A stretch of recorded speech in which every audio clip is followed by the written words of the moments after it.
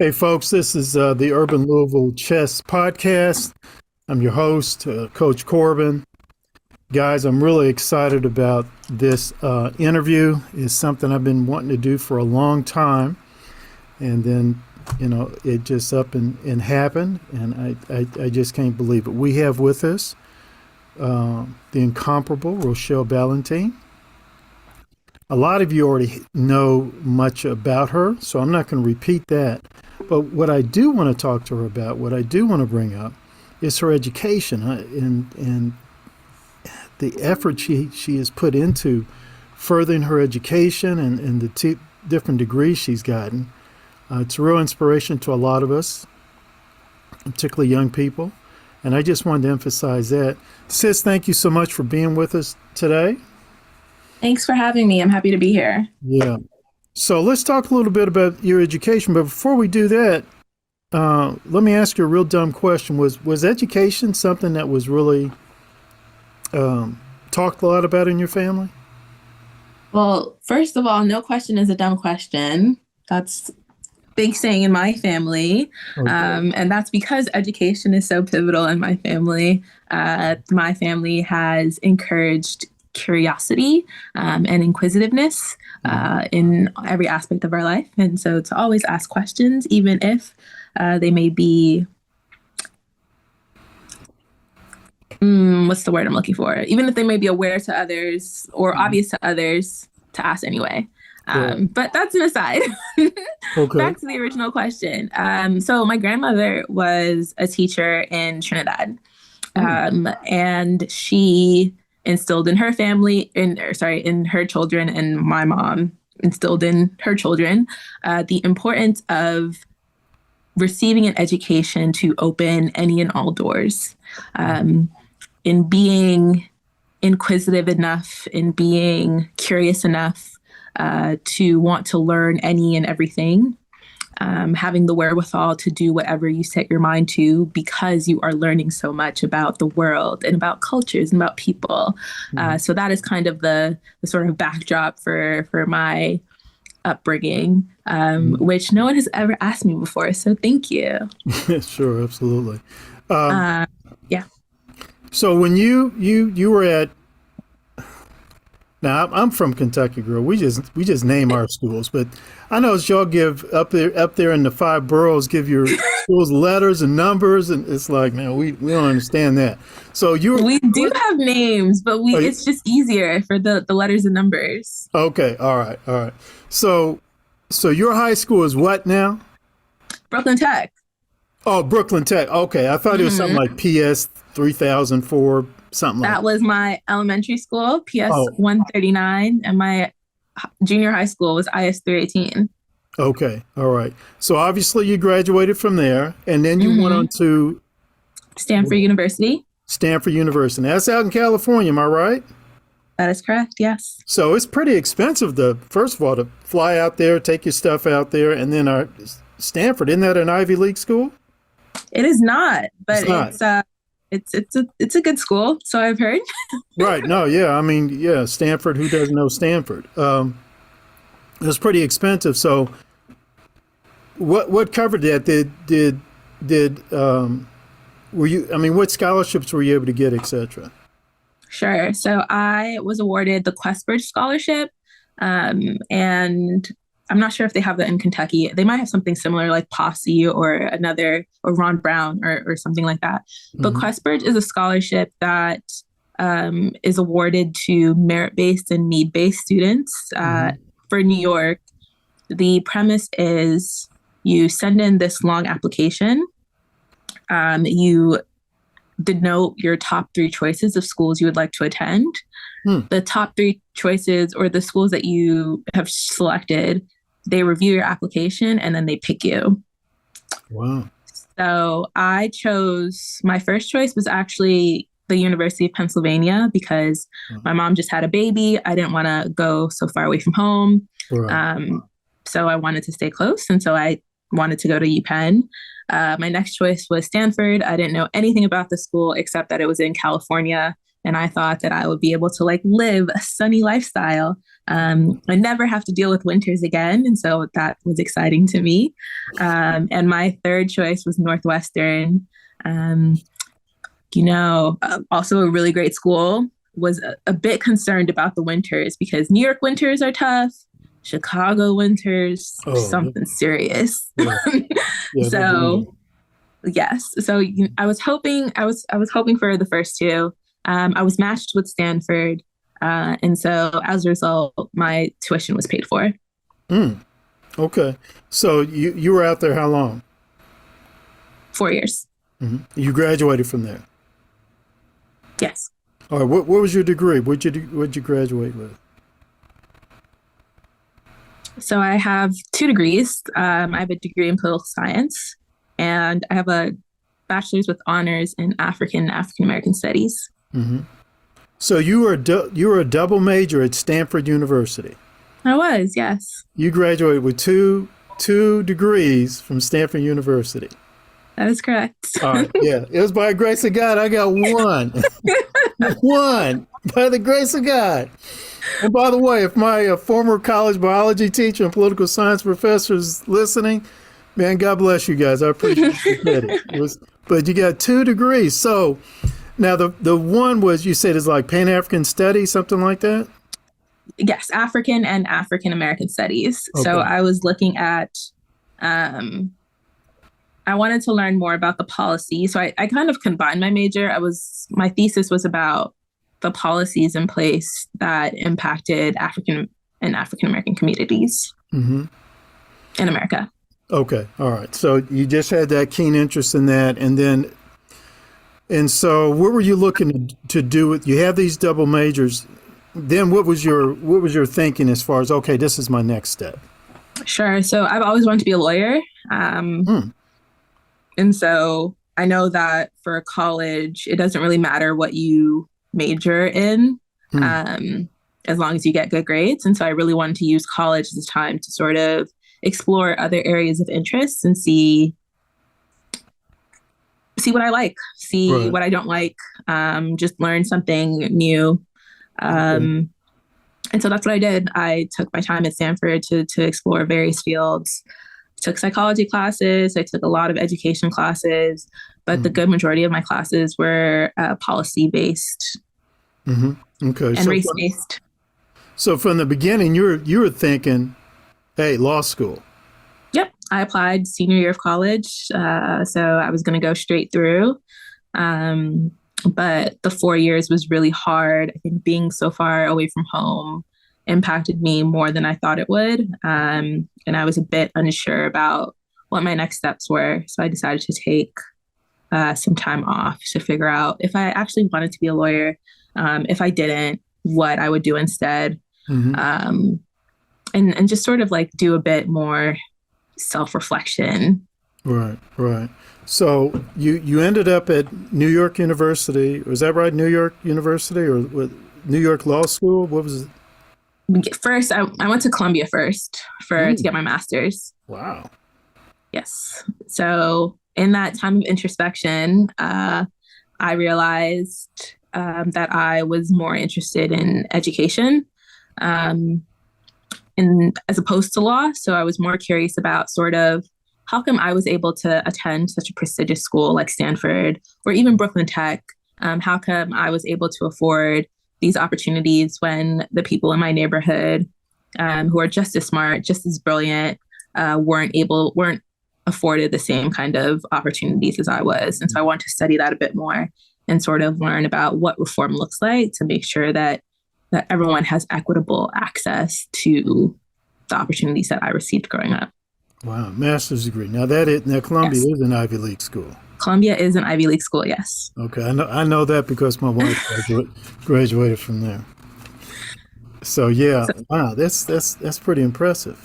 Thank you. So I got my master's in education policy at Teachers College, and my program was law and education.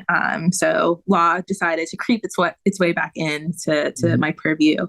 Most of my professors were lawyers, and I was introduced to this field of education law.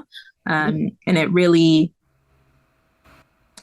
it it was just, I don't even know how to describe it, but it was a wake up call. I was really excited about it, the prospect of being an education lawyer. I was really passionate about what I was learning. I was excited about the sort of the practitioners in the field that I was able to meet. And I really enjoyed studying Mm-hmm. education law. I loved it. And so I was like, okay, so I want to be an education lawyer too. Um, and so around that time, I applied to grad school and law school at the same time. And so I wanted to make sure that whichever grad school I went to, I was also, I was in the same state for the law school. So I got into Columbia for grad school and New York for and NYU for law school on a full ride or on a tuition paid. So yeah, and I'm at NYU Law. I'm on a scholarship. Mm-hmm. My tuition is covered, and I'm going to graduate in May. So May 2023, right? Yes. This May. What is education law? That's a great question. I'm still trying to figure it out, but my understanding of it is using the law to tackle issues in education. So for me specifically, I'm interested in school discipline. And so each school each school has like a disciplinary process for how they discipline their kids. And sort of my role as the lawyer would be to see if that disciplinary process is equitable. Is the school disproportionately disciplining Black girls? Is the school disproportionately punishing students with disabilities? And so that's what I would look at from that lens. I think another lens that I look at is also, do students with disabilities, are their needs being met in accordance with the law? Those students have like requirements that must be met. Is the school meeting those needs? And so for me, it's more so it's making sure that the schools aren't a hindrance to student achievement. Okay. And ways in which I can use the law to sort of ensure that happens.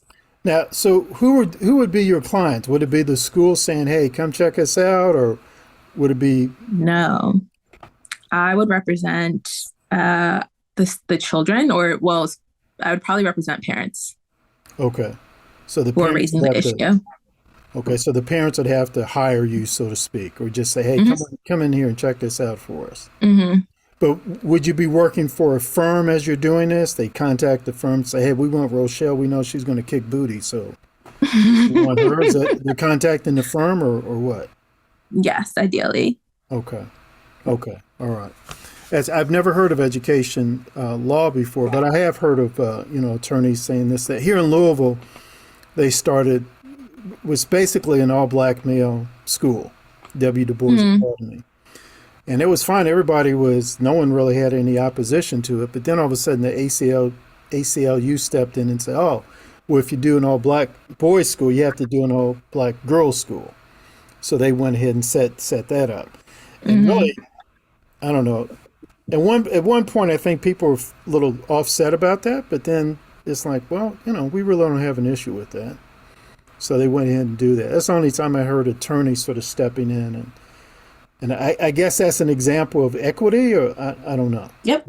Yeah, exactly. Because I guess another lens that we would look at it is, for an all Black boys school, do girls have the same opportunities to receive that kind of instruction in a similar capacity? Right.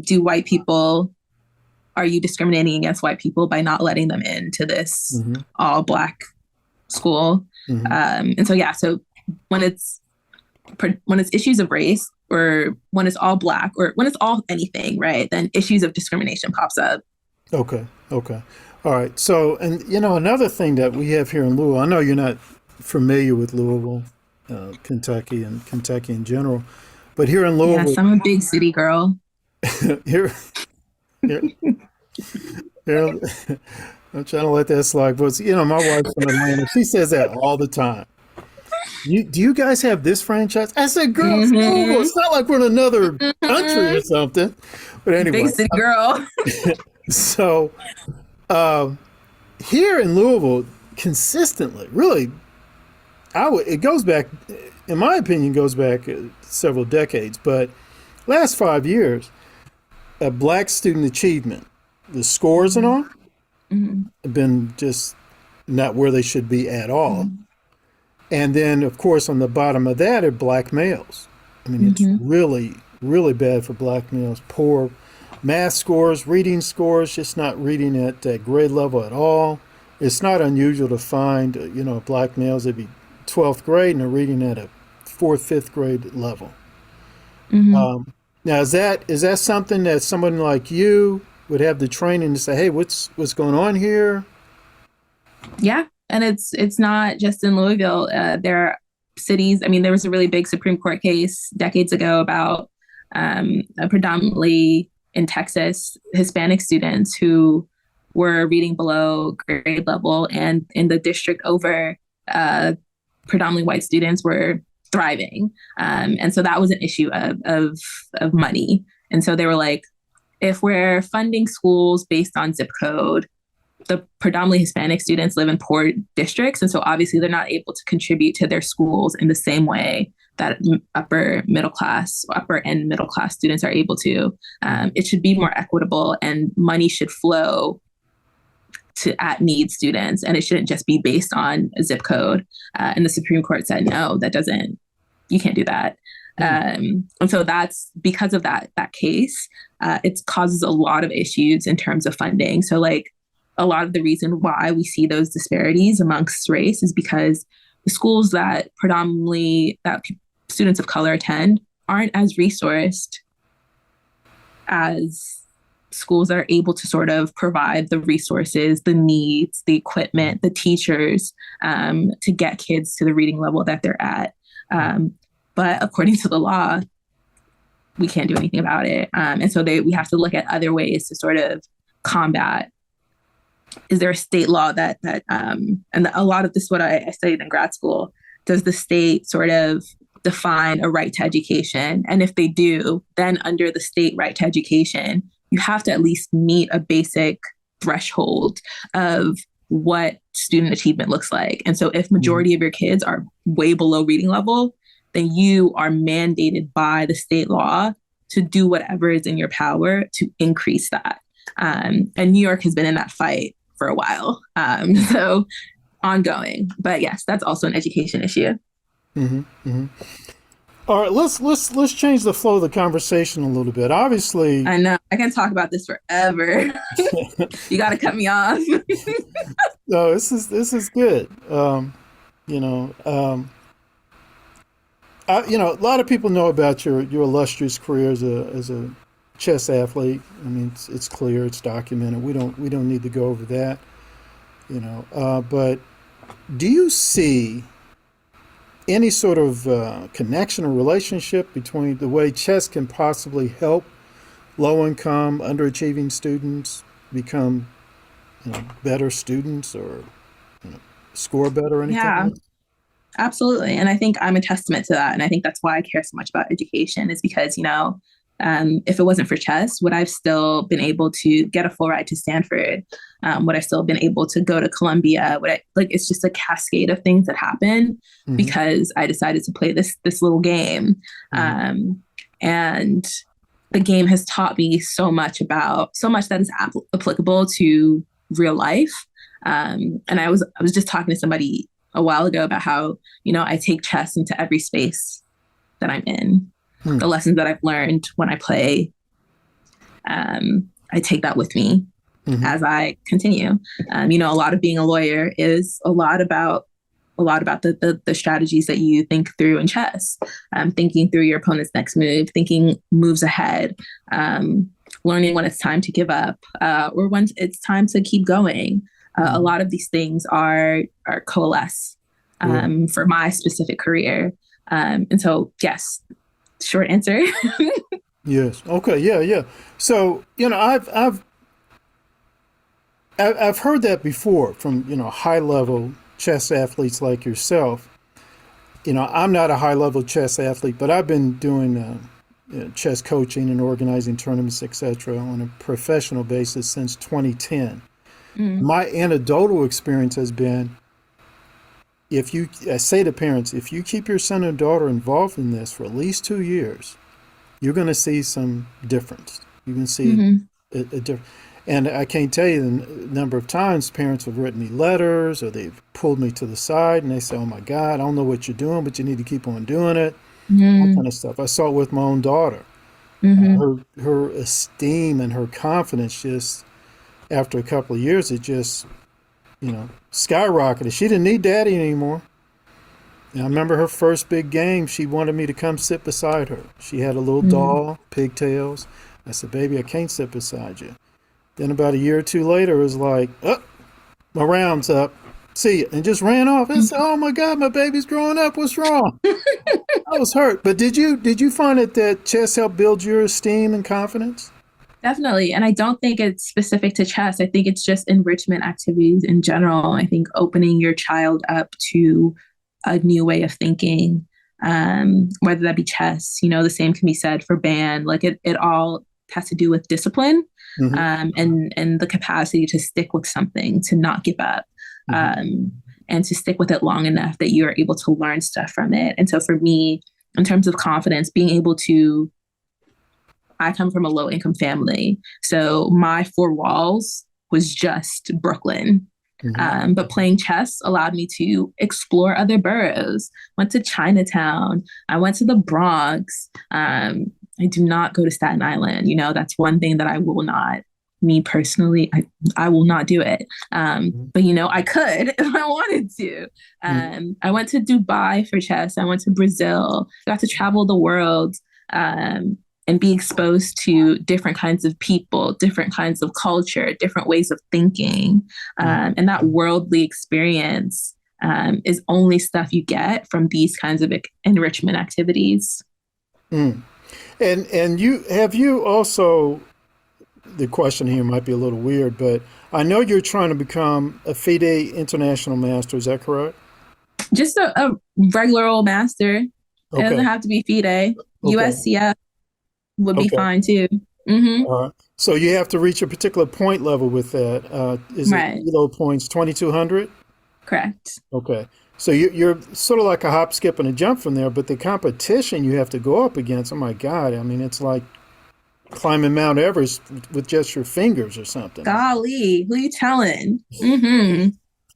So And the you, kids are getting so much better, so much younger. And so, yes. yeah. But you have like a GoFundMe account where if people want to contribute, because you travel, room and board, entry fees, and we're not talking about coaching. Mm-hmm. You have to hire Speak coach. on it, coach. Right. So Mm-hmm. so It's a lot. share with us your GoFundMe page. I mean, how do we get to it? Um, yes. I mean, I can email you a link. It's been Okay. inactive for a while, but it's still up. And if people want to contribute, I would be greatly appreciative because I am a full-time student, and it does get hard sort of dealing with all of the things, Mhm. especially as the oldest. So I do have a family to take care of. Right. Um, and so I'm doing my best and I'm trying my best. I still play every week. I have coaching 3 times a month.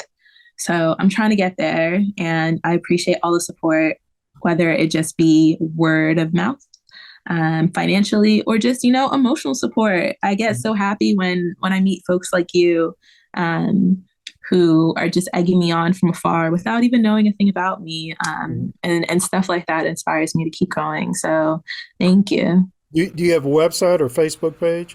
I do not have a website nor a Facebook page. I try to keep things very low key because I don't like asking for help. So, Well, I can appreciate that. I can appreciate that. But we're definitely different there. I shoot, girl. I'll ask everybody and their mama for $1. I ain't got no shame in my game with that. There's been a couple of times I was really down and out. I said, I ain't doing this again. I'm going to ask. Yeah, but get where you fit in. I'm trying to be better about it. yeah, but make sure you send us that GoFundMe link, and I want to encourage people to go to that because, like I said, man, I know that's expensive, And Mm-hmm. where do your private lessons? Who are you getting them from a grandmaster? Mm-hmm. I Yeah. know So that I can be work with, expensive. her name is Pia Cramling. Uh-huh. She is an international women's master in Sweden. Mm, So yes, we do, there's like a 6 hour time difference. And so I had a lesson this morning at 7 a.m. It was mhm, brutal, but I did it. mhm. And then I went to class right after. So I'm doing my best. Yeah. Now, just to change the subject a little bit, aren't you working 3 jobs? You know, Wow. You're a better man than me. So, Coach, I'm trying to tell you, it's hard out here. wow. And I know it's expensive in New York. Years ago, when I was sort of living up there, I had a friend of mine. She was in Manhattan, just a few blocks Mm-hmm. away from the Twin Towers. And she said, "Well, I'll rent you this room." It was a room, and it was like she was offering it to me for 450, 500 a month. And someone told me, I said, "Man, that's cheap." I said, "That's cheap, dude." I said, "Really?" Nah, man. It wasn't. Mm-hmm. My rent is 5 times that. So, Oh, no, no, no. So soon mm-hmm. after that, I came back home. I came back to $400 or $500 a month. Girl, you get in a house. In West Louisville, you get in a house. I said, no, I got to come back home. These people are killing me. They're killing me, girl. I couldn't handle it. I could not handle it. So, folks, I'm saying is, hey, when she says it's hard out here for a sister, she means it. She means it. And, as you can tell, working 3 jobs, she ain't lazy by any stretch of the imagination. Now, aren't you an intern at the NAACP Legal Defense Fund, something like that? I was Uh that was last semester. This semester, I'm working for the National Center for Law and Economic Justice. huh. I'm also working as a TA for this company called Braven, which is doing a lot of the work that I talked about. So, providing college students with, or helping college students become career ready. So, working with Okay. them on their resume, on their LinkedIn page, helping them develop the skills to interview well, to network, find good Yeah. jobs. So, I'm doing that work. Um, I'm working at this organization called Expand Ed, which does sort of the education research that I did in grad school. Hmm. So continuing on and building those skills. And then I'm also working for another organization that I can't say because I signed an NDA, Okay. and I don't play about that. Right. So yeah, that's four. Yeah, four on Wow. top of being a full-time law student. Mm-hmm. Uh-huh. Uh-huh. Now, you had mentioned at one of your places you help students network and make connections and that kind of stuff. I found in my work, particularly with a lot of black students, I'll ask them, I say, hey, man, you close to graduating, or, what do you think you're going to do? And really, they just sort of shrug their shoulders and just say, well, I really don't know, other than I want to find a job. And I'll say, well, have you considered this or considered that? And they said, well, they just sort of shrug their shoulders again. And then I'll make an offer. Well, look, I will take you to this university. I'll take you to Mm-hmm. this trade school. And it seems to make a whole lot of difference. I know some people may say, well, networking, introducing the people out. I mean, I don't know if you agree with that or not, but what are your thoughts on that?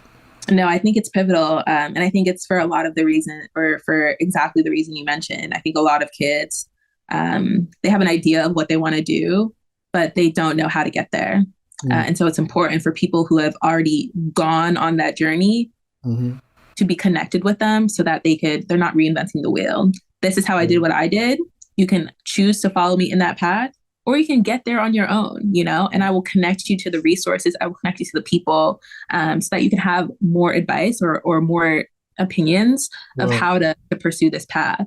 But it's so important for them to have that knowledge base, to have that support system or support mechanism in place, to know Right. that there are people out there who came from their backgrounds and were still able to make it.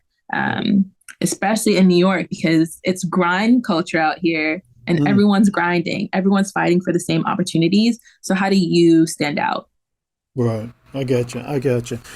Let me take a time out to throw in a commercial here, folks. This is the Urban Louisville Chess Podcast. We have with us Rochelle Ballantyne, and look, we're gonna post her GoFundMe page link on this.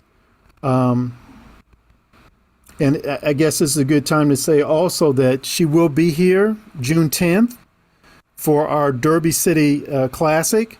The Derby City Classic is a regional where we are basically trying to pattern ourselves after the Queen City Classic that's held every year, March at Cincinnati, Ohio. So we said we want to do our own regional and do it every June. And she's going to be, it's our first time doing it, and she's going to be our special guest. So I want to encourage everybody, please, to come out, introduce yourself to her, and there'll be different ways you can be supportive of her and the West Louisville Chess Club, which is basically sort of sponsoring this, and the Kentucky Chess Ambassadors basically sponsoring this. Sis, I got a few more questions before we conclude, but do you have a, I know I've never met Jennifer Shahada. I've met Irina Krush, but do you have a particular keen interest in seeing more ladies get involved in chess? Yeah, and Jen does a really good job of spearheading that initiative. Mm-hmm. I talk about this a lot. Chess is very isolating, and it's even more so isolating when you're a woman, mm-hmm. when you're Black, mm-hmm. Because these spaces weren't created for us. They were created for a specific demographic, and it's very easy to fall into this idea or this notion that you don't belong here. Mm-hmm. And I think Jen is, every day, she continuously does the work to encourage girls to take up space, yes. To push them to feel like they belong. And it's such pivotal work. And even in the tournaments I play, I'm still the only Black girl, but I'm not the only girl anymore. And even that is a small step in the right direction. And I think it's I love to see it. Yeah. And speaking of Sister Jennifer Shahada, we started maybe a couple of years ago. We tried to start an all-girls chess program, the Queen and Zinga Warriors, and she sent us. She said, "Look, how many sets do you need? Period." Mm-hmm. I said, "Well, it's some number we need." They were there. She sent them out to us, so mm-hmm. I was very appreciative of that. We still have the shirts, and we're still trying to build that. And, and the experience my daughter had, almost identical to yours. She was like the only Black female, and when she saw another female, period, Black or white or whatever, she'd get excited. Mm-hmm. She'd get excited. I said, "Oh my God, girl, calm down." But there's powers in numbers, and there's also power in not feeling like you're alone. Yes. And sis, I want you to respond to this. I tell you, the weirdest thing I ever had was, my daughter was, she was playing locally. I got her started at 6. Come age 7, she was playing in rated cash prize tournaments. I actually had 2-3 people come to me and said, it's not common for a Black girl to want to play chess. They usually want to do something else like cheerleading. And they were actually insinuating to me, one guy just flat out said it to me, he's an attorney too, I was forcing her to play chess. Sounds like racism. I was stunned. I was stunned. I mean, it's like, why? And that's what I'm saying. Like, if the fact that people have those notions, mm-hmm. the fact that people have the wherewithal to say it explicitly, mm-hmm. Is just a reminder that people don't think we belong in these spaces. Mm-hmm. And that's why it's so important for us to continue to be in these spaces. Right. Chess is not a game about, it doesn't matter what the color of your skin is. It doesn't matter your gender. It matters how smart you are, how well you can play this game. And at the end of the day, that's all that should matter. Right. Is can I beat you in this game if I sit across from you? Not the color of my skin. But unfortunately, because of the society we live in, race and gender will always factor in to every game, to every time I sit to enter into a chess space. And people also have to recognize that as well. Mm-hmm. Yeah, and offer, as you say, support Now here in Louisville, we got four black men who are running successful chess programs. And, Louisville has a long history of chess, goes back 150 years. It's actually documented in a book. And I said to two of the brothers, I said, look, when's the last time you ever seen four black men running successful chess programs in the city, all at the same time, city of Louisville? He said, well, it's ever happened. And every last one of them, I tell you, they're intentional about bringing in more black students. And then when they're very intentional about bringing in more girls in general, more ladies in general, but trying to be supportive of that as much as possible. Because you have to be. I mean, you just have to be. I think if just sort of left, if I didn't really have that relationship I did have with my daughter, I think she might have, peer pressure would have led her towards, things like cheerleading and stuff like that. Mm-hmm. But boy, when she got into chess, she got into chess. She got me a couple of chess jobs. School would call me, Mr. Severs, my Lord, your daughter's saying this, you come. Teach at the school. It wasn't Chenoweth, it was Cochran. So, and then she would get insulted. And people would say, why don't you become a cheerleader? And then one time she said, well, why can't the boys come to my tournaments and cheerlead for me? That's a good question. Yeah. So I don't know where she getting all that radical stuff. It wasn't me. Must have been her mom. Wasn't me, girl. I'm telling you. So my attitude is just like, hey, baby, just keep playing, keep studying. She came with this radical stuff. Oh, they need to come cheerlead for me. So okay, but it is a good question, though, isn't it, sis? Mm-hmm. Great question. Love the attitude. Yeah, and she would love it when the family, would come out and support us, support her and all. She really enjoyed that. All right, look, let's conclude it here, folks. This again, just had a good time talking with Rochelle Ballantyne. I probably talked too much about myself there. So next time we have her on, she's going to talk more about herself and her ideas and her dreams and goals and all. But I just want to reiterate here, she's going to be here June 10th at the Derby City Classic here in Louisville, Kentucky. We're going to have it here at the Broadway Theater, 816 East Broadway.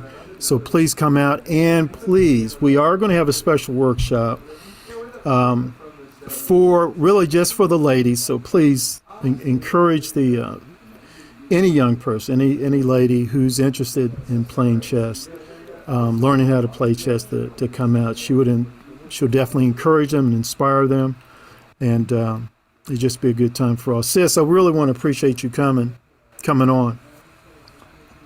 Thank you so much. As I said, always a pleasure. So before we drop off, so is there one last thing you just want to say to folks?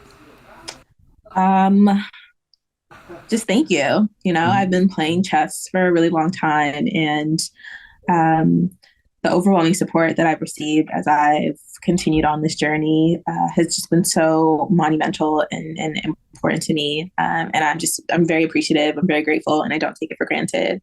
So thank you. All right. Okay, sis. Well, we're going to conclude it here. As you know, we will be in touch, and maybe we can do this again before June 10th. But thank you again, sis. We'll be in touch. All right. Bye. Bye-bye.